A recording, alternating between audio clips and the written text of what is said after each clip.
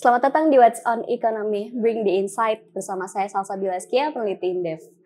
20 Oktober kemarin, Presiden Prabowo Subianto melakukan sidang Kabinet Paripurna Menteri dan menyampaikan bahwa produksi beras nasional dari Januari hingga Oktober kemarin mencapai lebih dari 33 juta ton. Ini merupakan angka tertinggi ternyata dari sejarah Republik Indonesia. Tapi muncul pertanyaan juga sebenarnya, apakah capaian ini benar-benar menandakan bahwa kita ini sudah swasembada pangan atau belum? Atau justru ada hal lain yang bisa digali lebih dalam di balik angka tersebut. Untuk membedahnya lebih dalam, kita sudah hadir bersama dengan Prof. Bustanul Arifin selaku ekonom senior Indef pada episode What's on Economy kali ini. Selamat datang Prof. Bustanul Arifin. Terima kasih Mbak Bila.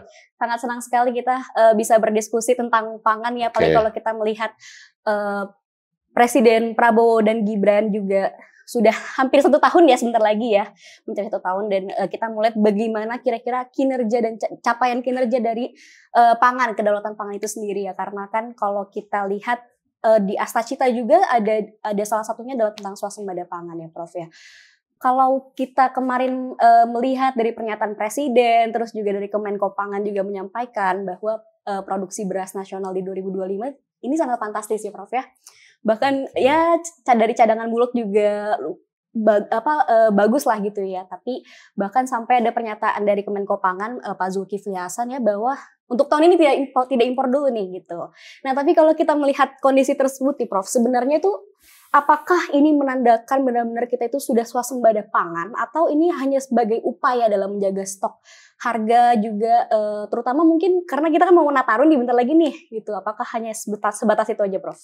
Baik Mbak Bila, mohon tidak dikacaukan dengan konteks yang besar ya, pangan kan banyak ya. Betul.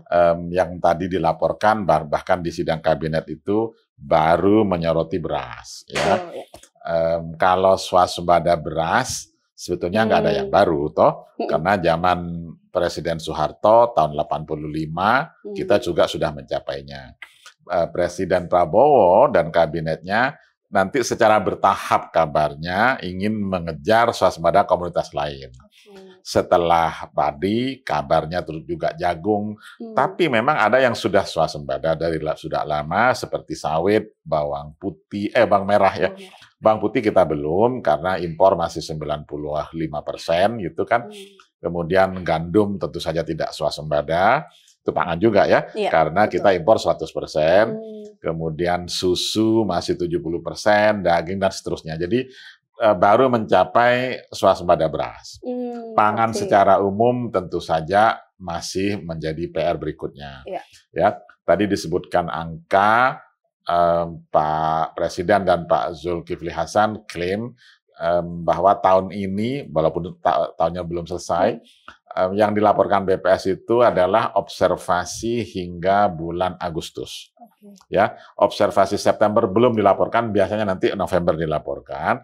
Kalaupun nanti bulan Oktober ini sama, ya ada September dulu ya sebelum Oktober, sama dengan tahun lalu, kemungkinan pada akhir tahun kita nyampe bisa 34 juta ton beras, ya. Itu artinya memang sudah melebihi dari konsumsinya. Konsumsi kita tuh kisaran 31 juta ton gitu kan. Tapi sekali lagi kalau konsep definisi ya dari swasembada itu memang harus per komoditas, tidak bisa pangan secara keseluruhan. Jadi tadi kita sudah membahas beras. Nah, kalau di Undang-Undang 18/2012 itu ada 4 level, 4 tingkatan kalau boleh disebutkan ya, 4 makom. Jadi yang paling basic itu swasembada pangan, itu kalau supply lebih besar dari demand atau penyediaan masih ada sisa lah dibanding kebutuhan. Di atasnya ada konsep yang lebih ekonomi, konsepnya ketahanan pangan. Ya, ketahanan pangan itu adalah kondisi terpenuhinya ya, dari manapun yang penting kita bisa hidup produktif berkelanjutan. Di atasnya lagi konsep kemandirian pangan. Kemandirian itu adalah status ya dari negara dan bangsa gitu, untuk mampu memenuhi pangannya dari dalam negeri sendiri, itu luas. Baru yang tertinggi, kalau boleh disebut tertinggi, kedaulatan pangan. Jadi Empatnya sepertinya perlu dipisah, jangan dicampur adukan. Kalau swasembada belum tentu berdaulat atau sebaliknya. Singapura negara kecil tidak swasembada, tidak mandiri tapi berdaulat dan lain. Kita bisa perpanjang. Bahkan mereka tahan pangan karena orangnya mampu membeli beras walaupun tidak diproduksinya. Jadi kita sebagai negara yang masih menggantungkan pada pertanian, yang kita capai tahun ini kira-kira saya hitung tuh tumbuh hampir 12% dibanding tahun lalu. Kalau datanya benar ya. Kalau KSA-nya, namanya KSA itu BPS menggunakan skema namanya kerangka sampling area. Kalau itu benar, kemungkinan kita memang lebih dari tahun lalu dan tidak impor Anda sebut tadi ya. Oke. Sekali lagi kalau tidak impor, memang dibandingkan tahun 2024 impornya sampai 4,5 juta ton, itu boleh disebut prestasi ya. Nah sekarang ada beberapa pertanyaan, apakah petani sudah cukup sejahtera ya? Apakah akses masyarakat yang bukan petani sudah cukup baik? Akses itu kalau Anda membeli beras ada uang, ada pendapatan, itu aksesnya masih cukup baik. Tapi sekarang Mbak Bila sebutkan harga naik dong. Itu dia kan, itu kira-kira. Iya betul. Nah kalau untuk dari pertumbuhan dari produksi beras ini kan yang sangat besar ya tahun ini Pak ya. Apakah ini murni dari produktivitas petani sebenarnya atau ada intensifikasi besar-besaran yang mungkin penambahan lahan sawah atau yang lainnya? Oke, kalau source of growth-nya, sumber-sumber pertumbuhan dari produksi padi khususnya, karena kita baru bicara beras ya, itu yang paling menonjol adalah luas panen, pertambahan luas panen. Luas panen itu dihitung begini, hitung luas panen itu kalau Mbak Bila punya 1 hektar lahan, kemudian ditanam 2 kali, luas panennya menjadi 2 hektar, kira-kira gitu. Jadi total di Indonesia itu luas tanam atau luas baku sawah itu kira-kira 7,4 juta hektar. Oke. Luas panen, kalau sekali lagi data yang sedang dikumpulkan BPS ini akurat ya, itu kira-kira kita mencapai 10,68 juta hektar. Tadi dari 7,4 jadi 10,6. Kalau orang pertanian menghitungnya, Anda bagi, itu yang disebut IP, indeks pertanaman. Jadi 10,68 dibagi 7,4 itu yang disebut indeks pertanaman. Tidak sampai 2 sih. Artinya apa? Sebagian besar sawah kita masih ditanam sekali atau 1,6 kali gitu ya. Jadi pertanyaan Anda tadi, apakah itu intensifikasi? Belum cukup intensifikasinya. Jadi baru pertambahan luas panen tadi. Dan di situ yang dalam ilmu ekonomi pertanian, intensifikasi itu salah satu ekspresi dari perubahan teknologi. Jadi intensifikasi ditunjukkan kalau penggunaan teknologi baru, khususnya benih baru, varietas baru, kemudian tambah pupuk, tambah pestisida, dan lain-lain yang mengarah pada intensif itu biasanya jauh lebih sustain kalau boleh disebutkan ya, produktivitasnya bisa lebih tinggi. Nah, buktinya hari ini produktivitasnya tidak tinggi-tinggi amat. Kalau saya bandingkan dengan tahun lalu saya hitung 5,29 ton per hektar. Tahun ini, sekali lagi kalau sampai Desember nanti dengan data 3 bulan terakhir mirip dengan tahun lalu, tidak ada lonjakan, kita kira-kira 5,30 ton per hektar. Berarti kan naiknya 0,01 dong. Itu menurut saya tidak sustainable. Itu harus ditingkatkan. Jadi kalau swasembada ingin berkelanjutan, justru kombinasi antara intensifikasi dan tadi pertambahan luas tanam dan luas panen itu bisa lebih berimbang. Kira-kira gitu. Oke, nah ini jadi menarik juga nih Prof. Saya ingin tanya lebih dalam ya, mungkin kalau kita bisa lihat bandingkan dengan negara tetangga gitu ya, misalkan Prof ya yang punya produksi beras besar juga, misalkan kayak Vietnam, Thailand gitu. Apakah dari negara tetangga kita ini sebenarnya melakukan hal yang berbeda nggak sih dari yang kita lakukan sehingga mungkin mereka bisa lebih unggul dibandingkan kita gitu Prof? Kalau boleh jujur, mereka terus terang lebih banyak belajar dari Indonesia. Dari Pak Harto lah, dari sisa-sisa cerita ketika secara serentak pembangunan pertanian itu memerlukan dukungan yang spektakuler, besar-besaran ya. Jadi Pak Harto dulu membangun irigasi, Vietnam, Thailand terutama, Vietnam belakangan ya, Thailand ikut. Indonesia membangun sistem logistik seperti Bulog, Thailand ikut. Malaysia mungkin ikut belakangan. Filipina bahkan mengcopy paste betul. Jadi dengan NFA itu, National Food Authority itu sebetulnya adalah Bulog yang digabung dengan Badan Pangan Nasional. Kira-kira seperti itu. Lalu pertanyaannya tadi, apa yang lebih mungkin dari negara-negara tersebut? Nah, saya di belakangan ini mencatat khusus mengenai Vietnam. Ya kalau dengan Thailand, kita bahkan lebih tinggi. Thailand itu tidak sampai 4 ton per hektar, sekitar 4 ton per 4,5 lah paling tinggi. Kita tadi 5,3 saya sebutkan, 529 lebih tepatnya. Nah, Vietnam ini yang melonjak terutama 10 tahun terakhir.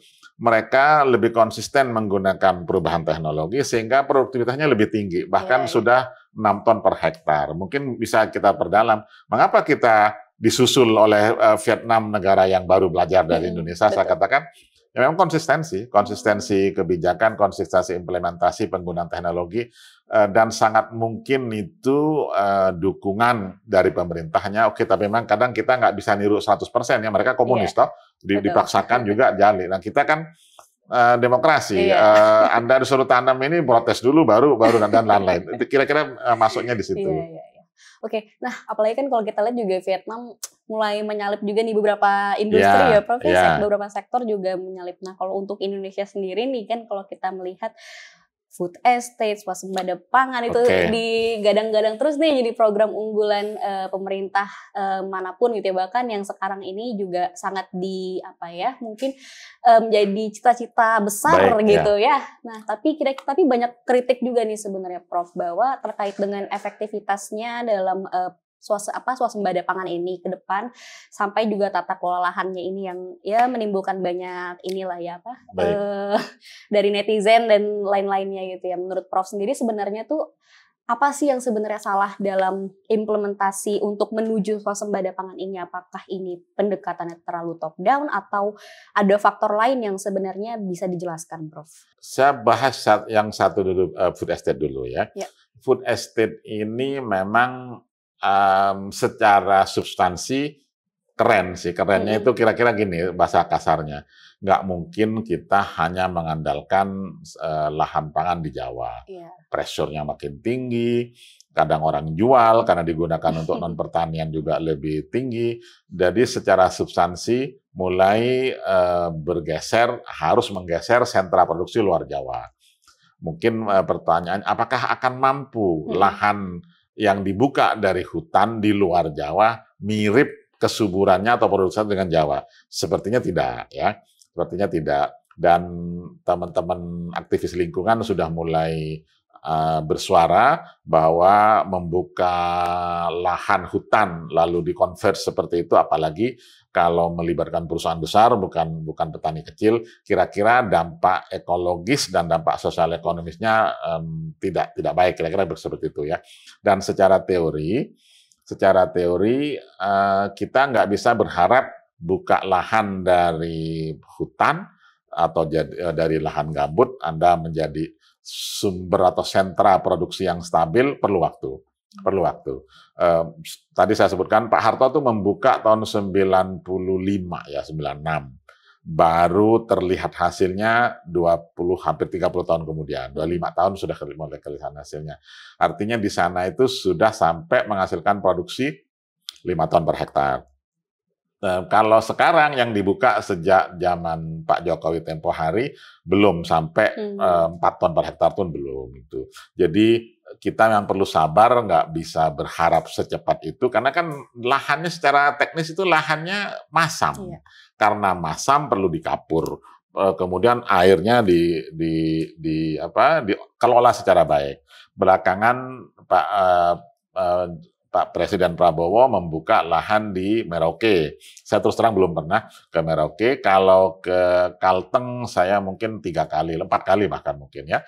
Kemudian saya pergi ke Humbang Hasundutan, saya pergi ke NTT, ke Sumba Tengah dan lain-lain ya. Kita tidak boleh berharap itu bisa berlangsung cepat gitu. Nah tadi pertanyaannya, apakah mampu menggantikan Jawa? Mungkin tidak bisa secepat itu, tapi bahwa kita memang memerlukan sentra produksi baru, ya gitu ya. Nah mungkin pertanyaannya siapa yang akan mengerjakannya? Apakah perusahaan besar, apakah BUMN, apakah tetap petani? So far untuk sementara petani kita yang masih dapat diandalkan untuk melakukan itu. Bahasa saya, jadi memang intensifikasi untuk kebutuhan ngejar produktivitas itu masih lebih di depan mata. Mungkin someday suatu waktu lahan yang dibuka itu akan menghasilkan lebih tambahan sentra produksi baru, tambahan produksi baru. Tapi sekali lagi perlu waktu. Ya, perlu waktu ya, karena memang prosesnya nggak lama, ya, nggak bisa cepat, nggak bisa instan ya Prof ya. Hasil yang cepat pasti akan menghasilkan output yang tidak maksimal pastinya ya. Nah kalau untuk dari petani sendiri nih Prof, kira-kira untuk kesejahteraan petani sekarang ini di Indonesia apakah sudah mulai meningkat dan mereka bisa meningkatkan kesejahteraannya gitu Prof? Oke, kita lihat pelan-pelan ya. Ada beberapa ukuran dan secara ukuran itu yang di bidang ekonomi pertanian sedang dicoba diperbaiki. Untuk sementara kita menggunakan ukuran NTP, nilai tukar petani. Dengan ukuran nilai tukar petani yang sebetulnya boleh kita sudah sampaikan secara terstruktur. NTP bukan ukuran kesejahteraan, dia lebih pada rasio harga yang diterima petani dibandingkan rasio yang dibayar petani. Sebagai proksi, oke. Nah, pada saat yang sama, teman-teman di Bappenas dan BPS menghasilkan ukuran baru yang disebut IKP, Indeks Kesejahteraan Petani. Memang untuk sementara IKP belum mampu menggantikan NTP, tapi biar dianalisis secara komplemen lah dua-duanya dilakukan gitu. Jadi pertanyaan Anda, kalau dari NTP naik, kalau dari NTP naik ya. Nah, apakah berpengaruh pada atau merefleksikan kesejahteraan yang sebenarnya? Pelan-pelan jawabnya kita. Dari konteks harga beras itu kan sebagian besar petani kita tuh net consumer dari beras. Konsumen net ya, konsumen artinya petani kita dengan lahan yang 1/4 atau 0,3 hektar itu nggak cukup untuk dimakan semua hasilnya, sehingga petani kita tetap harus beli beras. Ya, nah yang beli beras itu kalau harga beras sedang tinggi seperti saat ini, hari ini setiap hari tadi itu masih tertulis 15.800 per kilogram, itu tinggi sekali. Dan tidak turun cukup lama, dan dengan seperti itu setelah digandengkan dengan angka kemiskinan, ternyata memang beras masih menjadi kontributor terhadap garis kemiskinan. Dan kemiskinan yang di pedesaan lebih tinggi dibanding perkotaan. Kemiskinan di pedesaan siapa? Hampir pasti itu petani kan gitu ya logikanya. Jadi memang masih perlu waktu untuk merefleksikan bahwa pencapaian swasembada berarti kesejahteraan petani itu tidak harus otomatis, tidak langsung seperti itu. Masih harus dilihat beberapa faktor yang tadi salah satunya adalah indeks kesejahteraan petani. Saya tadi usul mengenai bagaimana pengendalian harga beras ini sendiri. Kita tetap stick dulu di beras ya. Kita paham laporan terbaru dari Bulog itu per hari tadi itu masih disebutkan beras yang dikelola Bulog 3,8 juta ton. Memang kalau mau lihat sebagai terbesar itu besar lah, tapi apakah dengan penguasaan stok yang besar mampu menurunkan harga? Ternyata tidak juga tuh. Nah di situ kalau tidak mampu menurunkan harga kan kesejahteraan terpengaruh kan dari situ kan. Di situ yang harus segera ditanggulangi juga. Mengapa sampai stok sangat besar seperti itu? Karena rupanya distribusinya atau penyebaran stok yang dikasih Bulog itu masih cukup lambat. sehingga di pasar sering harganya tetap tinggi, dan kalau harga tinggi ya sekali lagi ini berhubungan kesejahteraan kita, karena petani kita adalah net consumer, itu harga beras tinggi belum tentu kesehatan petani menaik, karena petani masih harus belanja beras ya. Sebagian yang sudah dapat ya mungkin setengah tahun atau maksimal mungkin 4 bulan mereka masih punya di rumah, tapi selebihnya mereka membeli. Nah, kalau mereka membeli beras, tentu saja harga beras yang tinggi, eceran beras yang tinggi juga berpengaruh pada kesejahteraan petani. Dan kira-kira seperti itu. Jadi PR dari pemerintahan ini masih cukup besar, bukan hanya sekedar mengejar besar-besaran produksi dan besar-besaran stok yang dikuasai, tapi bagaimana stok yang ada tersebar secara merata kepada pasar, merata berimbang lah ya, dalam konteks supaya petani dan masyarakat memiliki akses yang memadai terhadap beras, dan disitulah pangan pokok. Di situ mulai ketahanan pangan konteksnya, bukan swasembada lagi gitu. Tapi kalau misalkan nih Prof, kita kan lagi supply-nya banyak banget nih berasnya ya. Kalau misalkan nih dalam konteks harga masih di 15.800 tersebut gitu ya, dan ada kemungkinan nanti bakal naik, terutama mungkin karena demand untuk Nataru dan lainnya gitu ya, sedangkan masih oversupply, apakah nanti ada potensi nih beras yang banyak tersebut gitu ya, supply banyak tersebut itu jadi rusak gitu Prof? Sudah rusak sebagian, sudah rusak sebagian. Dan akhirnya jadi waste aja gitu ya? Saya pikir begitu, jadi memang the whole system harus bekerja dengan baik ya. Jadi konteksnya gini, di dalam istilah food policy atau food price policy khususnya itu harus mengalir terus. Jadi beras yang di-keep tuh harus mengalir terus. Kalau perlu jangan lebih dari 6 bulan, bahkan 3 bulan. Terus kalau mengalir terus. Kalau ditumpuk terlalu banyak, kemudian tidak disalurkan, ya harga memang menjadi naik. Kemudian berasnya turun mutu, toh gitu. Dan itu menurut saya PR lain. Jadi di hulu tadi kita sudah bahas mengenai produksi. Nah, di manajemen stok, kemudian manajemen rantai nilai juga perlu dikelola secara baik juga. Itu saya katakan tadi, Pak Harto melakukannya dengan baik waktu itu, karena beliau menerapkan price stabilization policy yang cukup baik.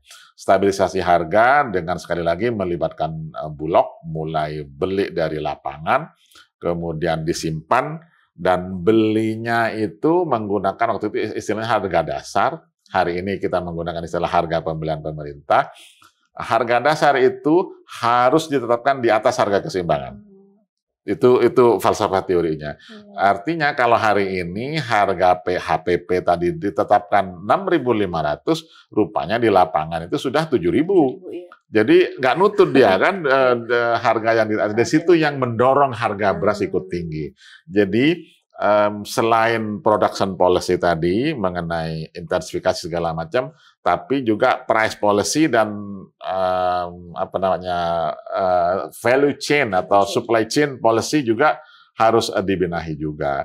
Jadi kita berbicara swasembada harus lebih komprehensif ya, harus lebih menyangkut banyak hal, bukan sekedar supply dan demand. Kalau kita sekedar supply dan demand lebih atau kurang, tidak impor, end of story, selesai kan, tidak baik seperti itu juga. Tapi lebih baik, semangatnya tadi saya tawarkan, kalau sudah swasembada, bagaimana ketahanan pangannya.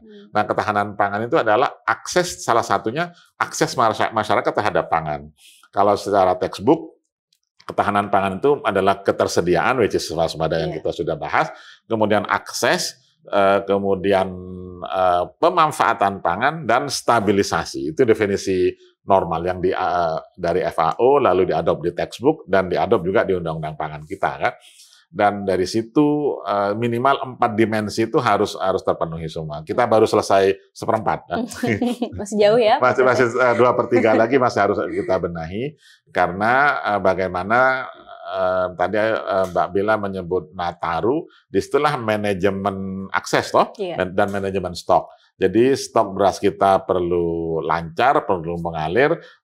Pedagang juga memiliki semangat untuk berdagang dan tidak diburu-buru gitu kan.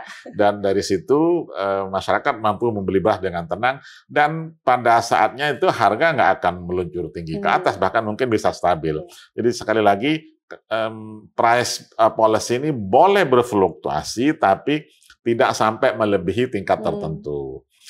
Boleh anjlok tapi tidak sampai kita bikin aja, saya sering menyebutnya sebagai sabuk harga, price band. Jadi boleh tapi tidak melebihi tingkat yang lebih tinggi. Boleh turun tapi tidak melebihi tingkat yang lebih rendah tadi. Dan di situ yang memberi kesempatan bagi pedagang, oh saya akan berdagang masih dapat margin dong. Kita tidak mungkin bikin stabilisasi harga tuh statis gitu, enggak. Justru kita dinamis asal pedagang hidup, penggilingan hidup, petani dapat balas jasa yang baik, konsumen dapat akses yang baik. Dan di situ level berikutnya dari swasembada, maksud saya. Nah, kalau tadi kita udah ngomongin beras nih, Prof, ya masih ada komoditas pangan lainnya nih, misalkan kayak cabai, bawang merah, bawang putih, dan lainnya lah ya gitu yang ya sering kita jumpai ibu-ibu mungkin mengeluh gitu ya gitu terkait dengan harganya yang suka naik terus nih kayaknya gitu. Apalagi kalau cabai ya Prof ya naik terus ya kayaknya ya. Nah, kalau kita ngelihat dari komoditas pangan yang lainnya gitu Prof, kita masih banyak impor kan ya. Nah, kenapa pangan yang lain ini masih banyak impor? Apakah kita sebenarnya masih belum bisa dan mampu untuk memenuhi konsumsi dari dalam negeri? Mungkin dari segi benih pupuknya yang masih cenderung mahal gitu, atau lahannya tidak sesuai gitu Prof, atau ada faktor iklim juga sebenarnya Prof? Oke, semuanya benar tadi. Semuanya benar. Kepentingan degree-nya seperti apa ya. Untuk komoditas tertentu memang ada yang tidak mampu. Saat ini ya, kondisi saat ini tidak mampu. Saya sebut tadi bawang putih. Jadi kita tuh masih mengimpor bawang putih itu 95% dari total konsumsi. Kedelai kita masih mengimpor cukup besar juga, mungkin 90% Kemudian kedelai tadi sudah sebutkan. Kemudian yang gandum itu yang kita impor 100%. Jadi beberapa yang tidak mampu. Sorry to say. Apakah secara teknologi mampu, tapi kan dengan lahan segitu-segitunya harus bertempur, harus bertengkar, milih yang mana gitu kan, untuk menggunakan itu. Secara teknologi gandum bukannya tidak tumbuh di Indonesia, tapi tetap tumbuh. Jadi kira-kira pada sebelum tahun 2000 dulu ada beberapa sekelompok saintis itu membuktikan Indonesia bisa memproduksi gandum. Memang bisa, dan berbuah di beberapa tempat, 6 lokasi waktu itu dipilih. Tapi setelah itu apakah petani akan menanam mengadopsinya? Enggak juga tuh ternyata gitu, karena memang lahannya segitu-segitunya. Nah tadi apa yang sudah lebih kita, bawang merah kita lebih ya. Kemudian sawit pastilah ya, sawit, kopi juga itu pangan juga yang lain. Kemudian kalau pangan dari peternakan, ayam kita lebih ya swasembada. Sapi belum, daging sapi belum. Daging kambing karena datanya juga kurang konsisten. Memang kita nggak impor di situ. Tapi konteksnya kan begini ya. Pertanyaan Mbak Bella, apakah karena perubahan iklim? Masyarakat kuno dulu, terutama orang Jawa itu biasanya mereka melakukan rotasi tanaman. Jadi kalau habis tanam padi, beliau-beliau itu, para leluhur kita itu, mereka merotasi dengan polowijo namanya. Polowijo itu kacang-kacangan terutama, termasuk jagung ya. Bahkan ternyata praktik tradisional seperti itu tuh memiliki wisdom, memiliki manfaat yang baik karena dia melakukan regenerasi tanah, regenerasi pertanian. Bahkan ya, kami di kampus dulu di IPB belajar sangat detail. Kalau habis padi ditanam kacang hijau, ditanam kedelai, di dalam tanaman jenis leguminase itu, dia ada bintil akar. Bintil akar, sampai orang meneliti apa jenis bintil akar, rupanya mengandung nodulating bacteria. Jadi bintil akar itu yang mengikat nitrogen dari udara, nitrogennya masuk, kemudian dia menyebarkan pupuk. Itu luar biasa ya, saintifiknya juga luar biasa. Jadi tanpa memupuk orang kuno dengan merotasi dengan tanaman palawija, justru hasil berikutnya malah bagus dan seterusnya. Dan konteks yang seperti ini nampaknya menurut saya perlu kembali disuarakan karena saya peduli terhadap kesehatan tanah. Kesehatan tanah kita itu sekarang menurun. Itu mungkin bahasa simpelnya, bukan bahasa teknis pertanian. Simpelnya gini. Kalau kita gebiar terus untuk menghasilkan padi, ya justru tanah kita itu kelelahan. Ada istilah namanya land fatigue, kelelahan lahan. Ya, di situ apa yang terjadi rupanya kandungan bahan organik di dalam tanah itu menurun. Ya, jadi karena menurun itulah produktivitasnya nggak naik tadi saya katakan cuma naik 0,01% itu kan, jadi kebayang ya.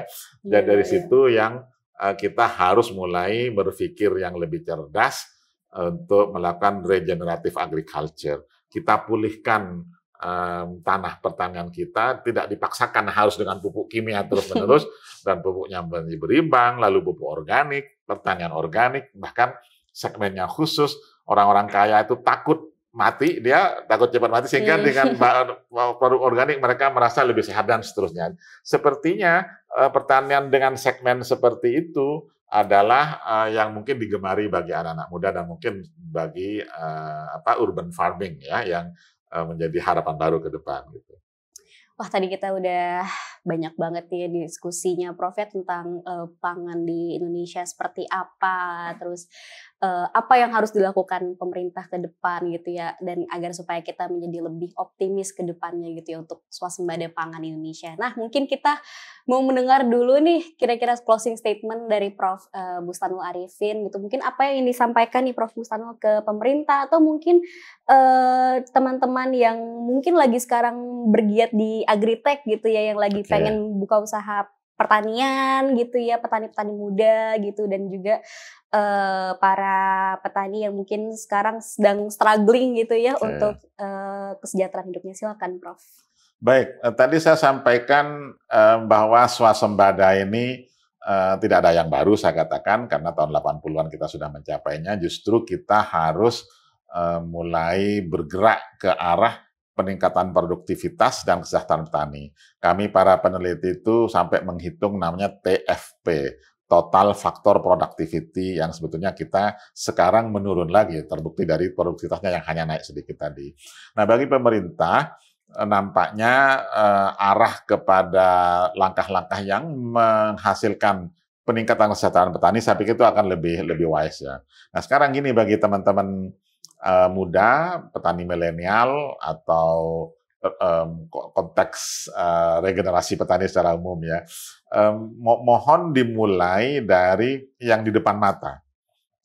Di depan mata itu, saya tadi sudah menyebutkan bagaimana kalau menggunakan teknologi, bagaimana kalau menggunakan IT ya, atau bahkan sekarang AI ya. Jadi dengan data yang mulai makin lengkap, justru pertanian ke depan itu harus berbasis data ya. Orang sebut sebagai smart farming, precision farming. Pertanian cerdas, pertanian presisi. Presisi kita tahu kalau harus memupuk dengan kimia, kalau tanahnya sudah kekurangan bahan organik, pupuknya organik. Itu yang disebut sebagai precision farming, dan itu bisa dipenuhi, bisa digunakan dengan kita menguasai teknologi seperti itu. Dan itu sebetulnya dilakukan Vietnam ya, dan belakangan Filipina sudah melakukan itu. Sebetulnya Indonesia, Thailand, Malaysia not that good gitu dalam konteks itu, kita kalah yang inisiatif-inisiatif yang dilakukan oleh banyak petani muda di sana. Tapi tentu saja dukungan pemerintah. Kemudian bagi teman-teman yang mau ambil segmen value chain-nya atau perdagangannya boleh saja. Jadi konteksnya gini, sepanjang kita masih makan, justru bisnis pangan itu yang masih akan terus hidup. Coba bayangkan, orang atau perusahaan besar tidak punya kebun awalnya, tapi mulai dengan berdagang, sekarang menjadi perusahaan industri pangan terbesar dan bahkan mengglobal. Jadi berpikirlah positif di situ. Memang tidak mudah, saya lebih mudah mengatakan, tapi dengan ketekunan, dukungan pemerintah, bahkan mohon tidak diganggu kalau hal seperti itu. Dari sanalah nanti pelaku-pelaku muda akan lebih tangguh dan akan mewarnai pertanian kita ke depan. Saya tadi nyebut mengenai urban farming ya. Kalau Anda bergiat di perkotaan dengan hidroponics, dengan yang lebih presisi, Anda silakan belajar langsung di sana. Dan untuk memenuhi kebutuhan kota itu luar biasa. Sekedar informasi saja, karena tahun 2045 ke depan, penduduk yang tinggal di pedesaan lebih rendah, lebih sedikit. Bahkan hampir 70%, 65 sekian ya, itu tinggal di perkotaan. Dan di perkotaan, siapa lagi kalau bukan menghasilkan itu menurut saya. Dan kalau Anda pergi ke negara-negara maju, justru pertanian bertingkat. Bahkan dikelola seperti industri, pertanian jamur seperti industri dan seterusnya. Mungkin ke depan ke sana, tapi tidak lupa juga yang basic-basic kita lakukan tadi mengenai pertanian padi, pangan pokok, dan lainnya. Tapi ke depan kita harus lebih kreatif dari situ. Baik, terima kasih banyak Prof. Buswanul Arifin atas insight-nya yang luar biasa pada episode kali ini. Semoga kita nanti bisa diskusi banyak lagi ya Prof. ya, tentang pangan, tentang mungkin nanti kita bahas yang lainnya, sektor perikanan, kelautan, masih banyak lagi. Terima kasih banyak Prof. Terima kasih Mbak Bila. Dari obrolan hari ini kita bisa simpulkan bahwa swasembada pangan bukan sekedar angka produksi, tapi soal membangun sistem pangan yang kuat, berkelanjutan, dan menyejahterakan petani. Nantikan episode What's on Ekonomi selanjutnya pada YouTube Official Indef. Untuk informasi dan kegiatan lainnya, teman-teman bisa kunjungi Instagram di @indef_official. Terima kasih dan sampai jumpa.